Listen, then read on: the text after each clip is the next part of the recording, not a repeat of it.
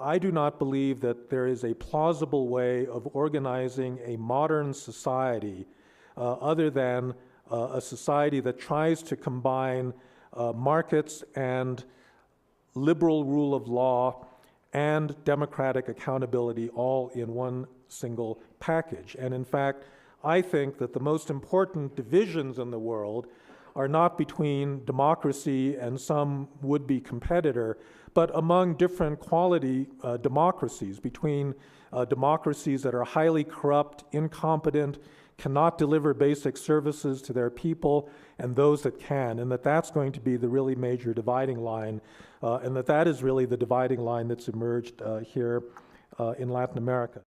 In many respects, democracy, liberal democracy, is an expression of the middle class, that wherever you have a middle class, you have support for democracy. There are a number of theoretical reasons why this is true.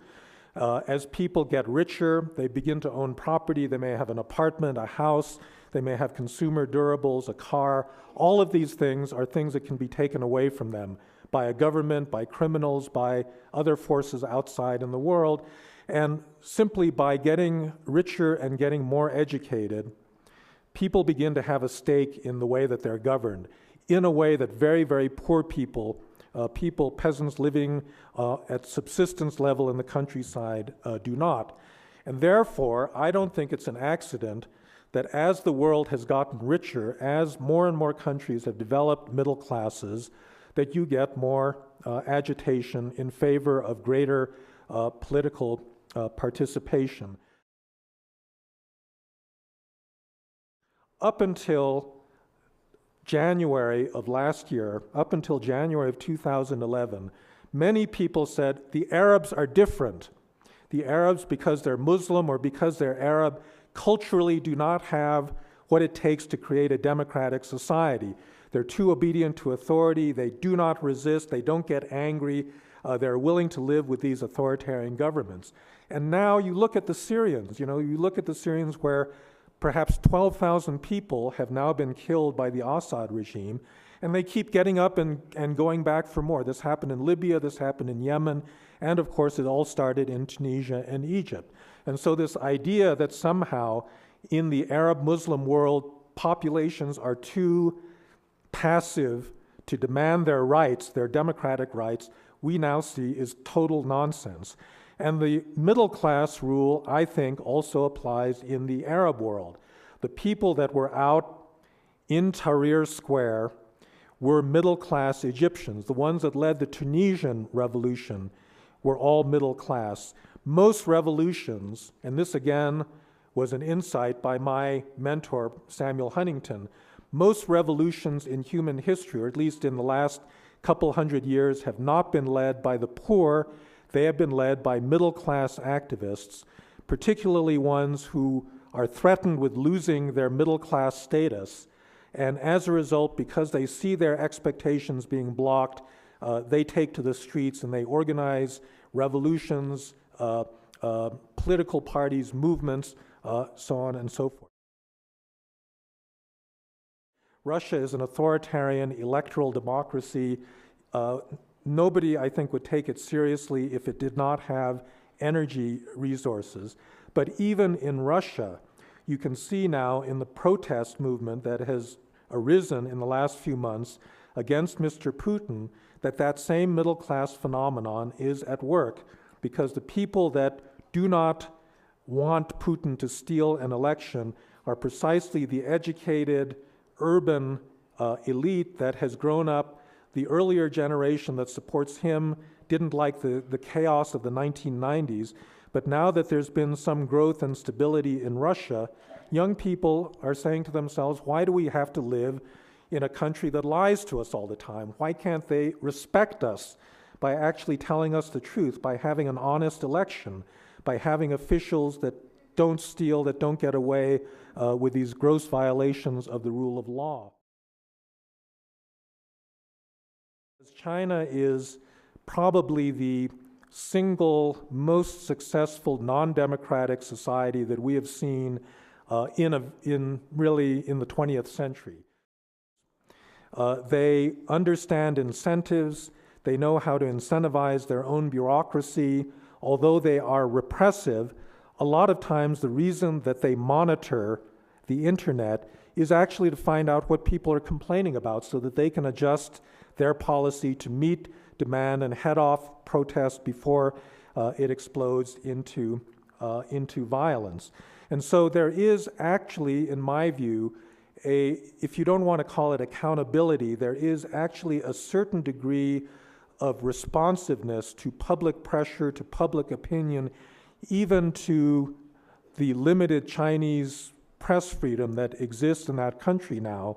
And that is one of the reasons why I think, as a whole, the Chinese people regard their form of authoritarian government as more legitimate than anyone in the Arab world did. But when you get to the scale and complexity of modern China, I believe that those techniques begin to fail. They fail for simple reasons of information, that a modern economy produces so much local information that it becomes, almost impossible for any centralized decision maker to actually follow what is going on. What they end up doing is layering more and more levels of monitoring on top of one another. But ultimately, one of the reasons, and this is an insight I think that Friedrich Hayek, the great Austrian economist, had, ultimately the only way you can do this is through a grassroots, bottom-up system. In the economy, this is known as the price system, and in politics, this is known as democracy. And finally, there's a moral problem as well. Chinese government treats its citizens as if they're children. They don't know how to make good decisions for themselves.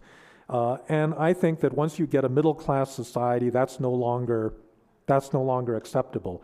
If you followed the high-speed rail accident that happened last summer, it was very interesting. The Railroad Ministry built this massive high-speed rail system, which in certain respects was a technological marvel.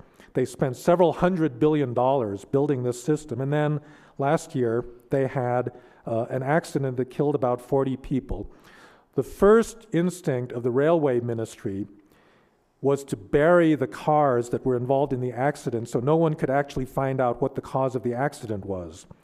And immediately, all these middle-class Chinese that were using the Chinese equivalent of Twitter got online and started posting pictures of the accident, of the victims, complaining about the behavior of the government, and the government was forced to unbury the cars and launch an investigation as to what really happened. And I think this is going to be the pattern in Chinese society increasingly.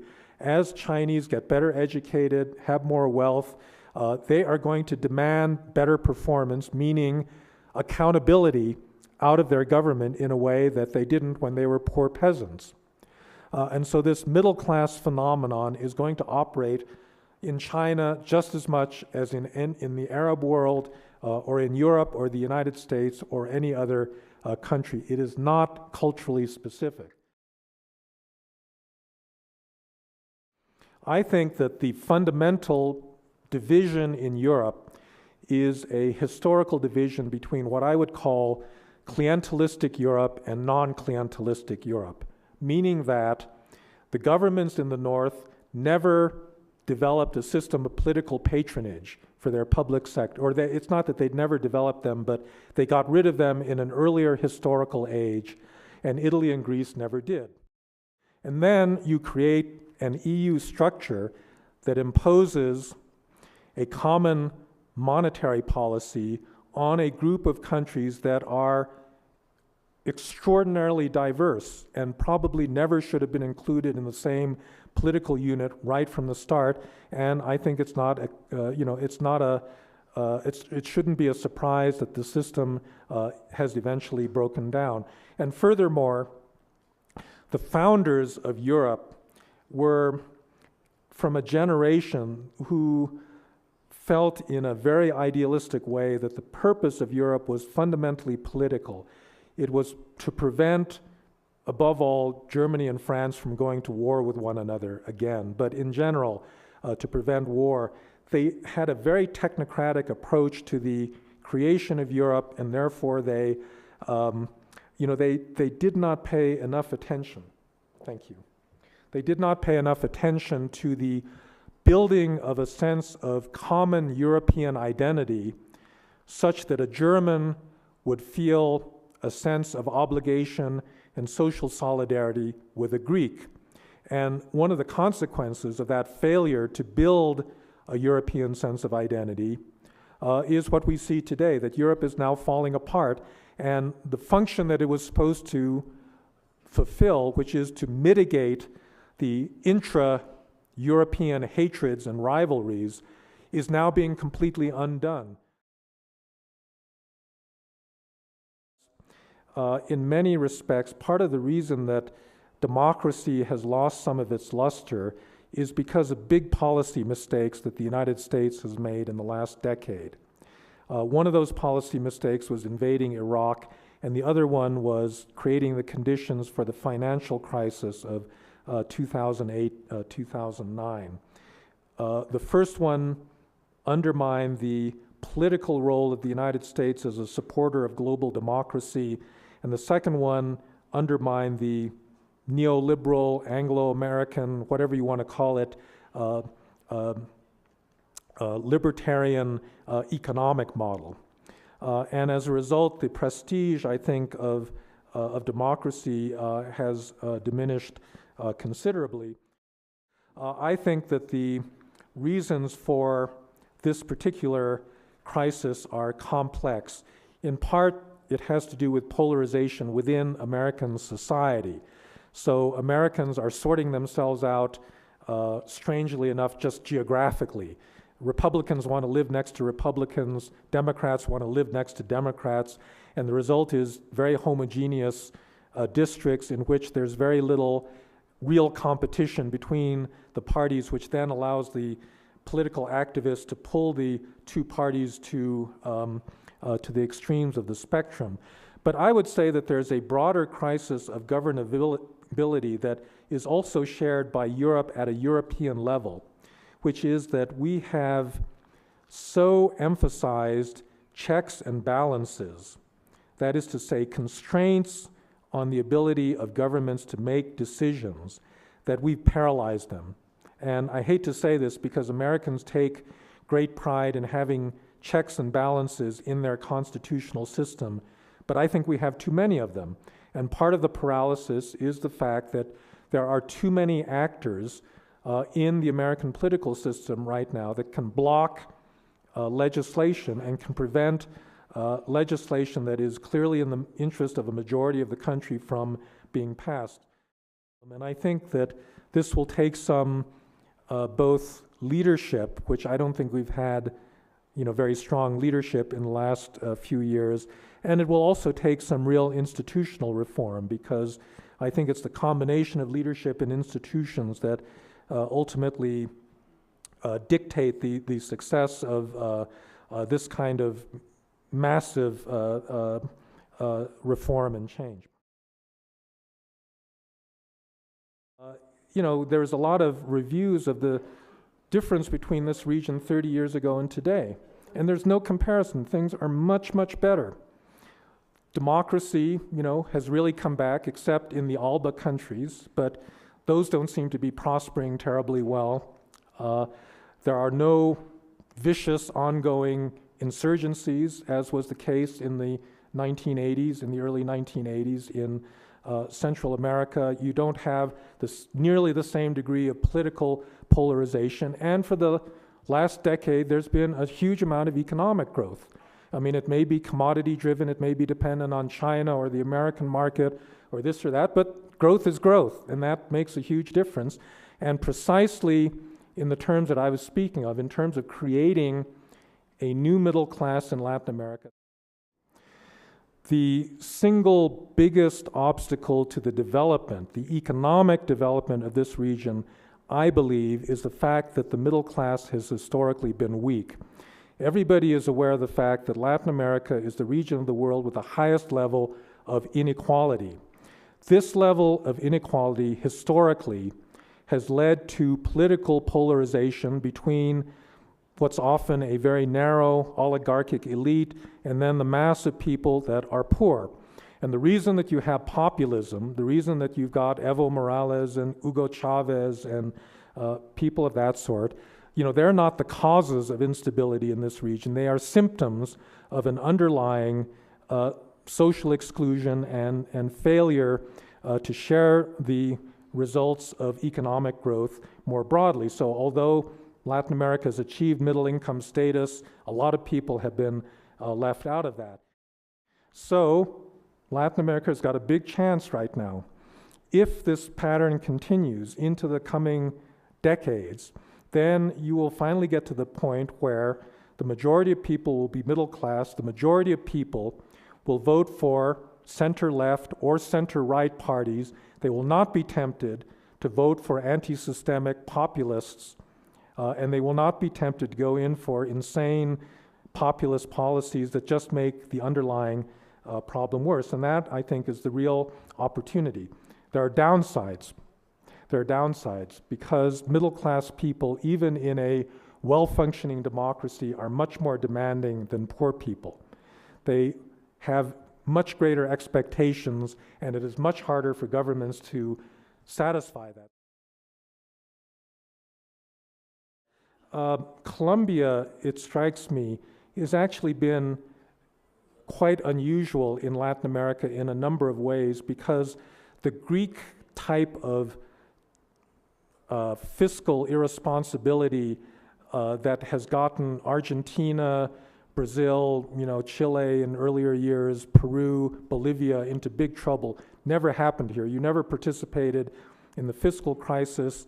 Somehow the government has maintained pretty sensible macroeconomic policies despite all of the ups and downs of the fads of dependencia and then neoliberalism and so on and so forth. And I actually think that the state has, at the top levels, actually has had pretty good capacity. The thing that I think has been the biggest weakness is actually the state itself, because given Colombia's jungles and mountains and everything else, it's been classically very hard for the state to extend its reach into many rural parts of the country, and that's something I think that is a continuing challenge. But as everywhere else, as Colombia itself becomes more middle class, as people become more demanding, as there are more demands for accountability, the capacity of the government to satisfy those demands is going to be the central issue. And you can't just do it in Bogota and Medellin and a few selected cities. It's also going to have to be done in all of these rural departments. And so increasing that capacity and making that truly accountable, I think, is really a kind of big challenge for the future.